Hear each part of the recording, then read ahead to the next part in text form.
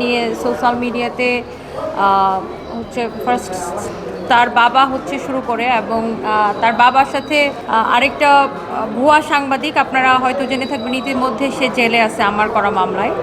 তো তার বাবা হচ্ছে সেই সাংবাদিককে এবং তার মাকে তাদের বাড়িতে নিয়ে যায় এবং আমার গ্রামের বাড়ির ঠিকানা পর্যন্ত দিয়ে দেয়। তো যাই হোক, তারা সবাই মিলে সোশ্যাল মিডিয়াতে আমার বাচ্চাকে নিয়ে নানা রকম ভিডিও, তারপর এটা এক পর্যায়ে এটা বুলিং এবং ট্রলিং শুরু হয়ে যায়। সো আমার বাচ্চা যেহেতু 11.5 বছর বয়স,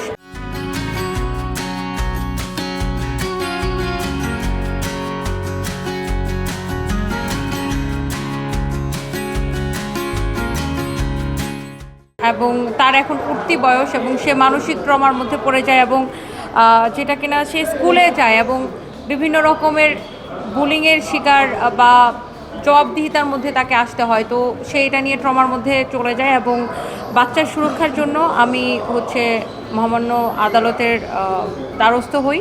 এবং আজকের এই অর্ডারটা আমার কাছে মনে হয় যে একটা দৃষ্টান্ত তৈরি হবে যে বাচ্চাদের নিয়ে সোশ্যাল মিডিয়াতে, শুধু আমার বাচ্চা না, অনেক বাচ্চাকে নিয়ে সোশ্যাল মিডিয়াতে যে মানে বুলিংগুলো হয়, আমার কাছে মনে হয় এগুলা বন্ধ হওয়া উচিত।